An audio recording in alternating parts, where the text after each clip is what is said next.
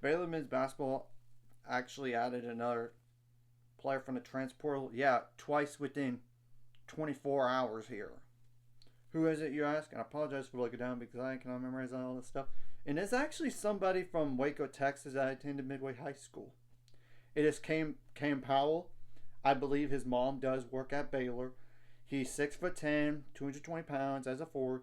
That will be a senior next year. So 1 year of eligibility. He did start his career at Wyoming, but he got better there and then transferred to Rice, and he had his best year yet.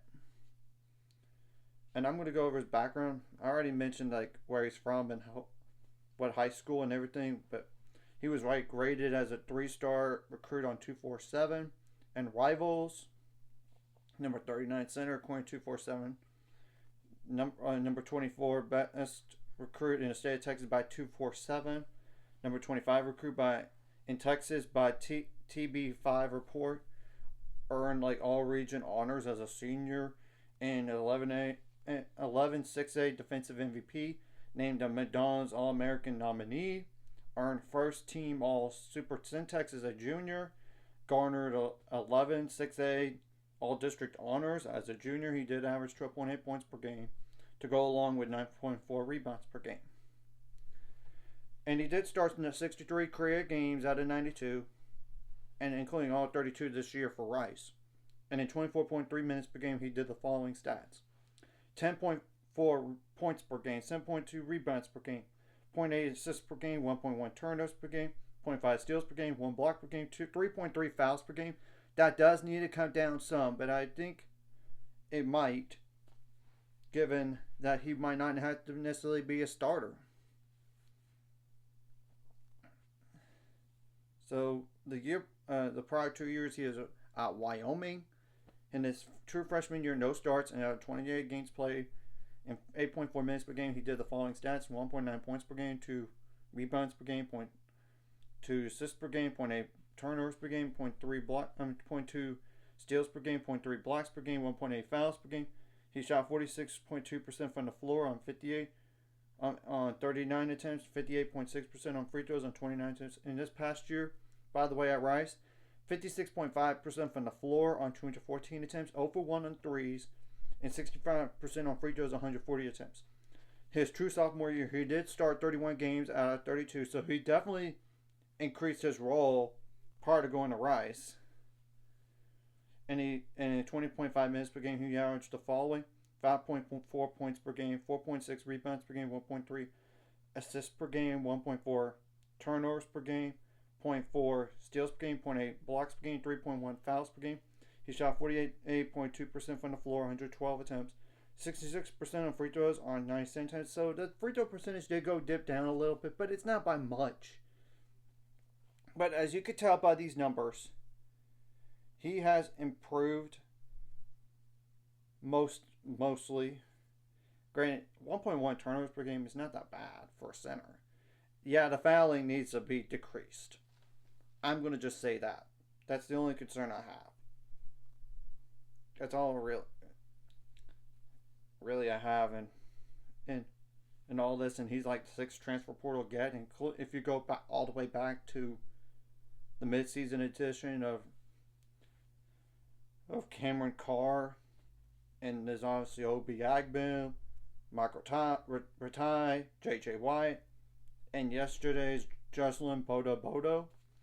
I do think you have the center position taken care of now in terms of starter and backup. You got good 1-2 punch, in my opinion.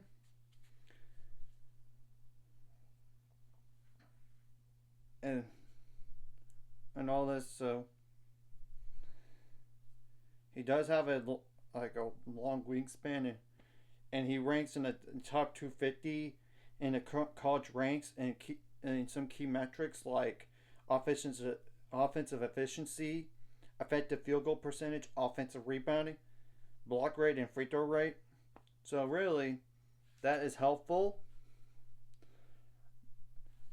And the only guy returning, as we all know, is Joshua Juwuna, which is not a given that he's even going to play next year or come back in general, because you never know these days with the transfer portal and all this.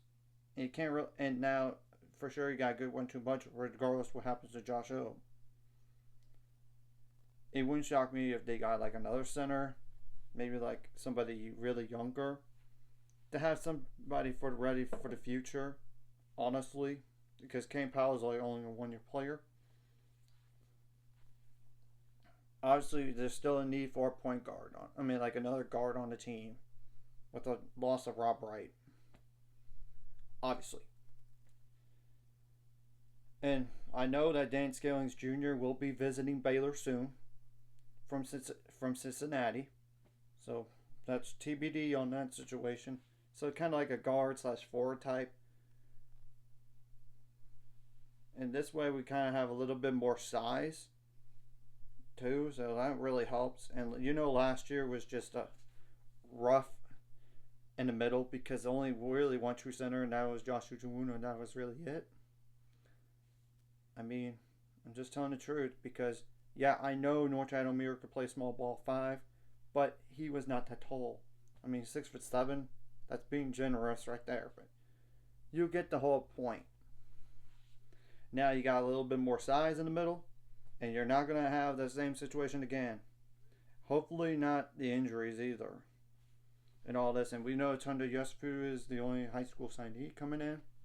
So I do think the depth, and you gotta have more depth than last year. And obviously, I know it's just a bidding war for NIL for some of these players these days, as we all know. And I know they tried to get Trey Holman, might have been an option, but it sounds like it was a war to get him. So you get the whole picture here. So we're going to have to wait and see what happens. And like I said, I do think another guard's needed.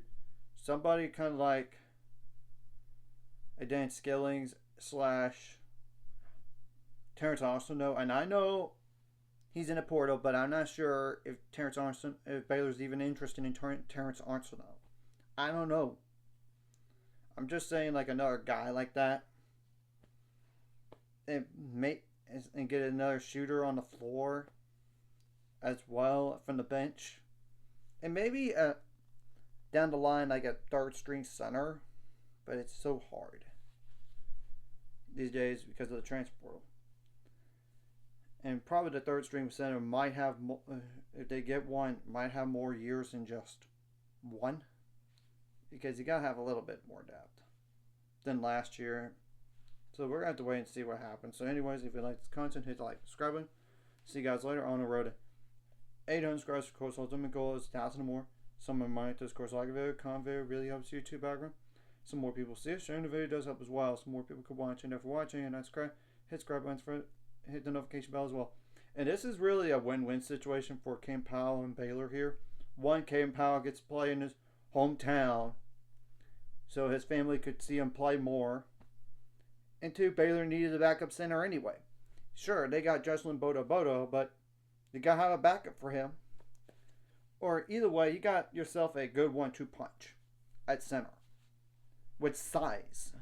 And that's important to have when compared to a year ago when they were so small.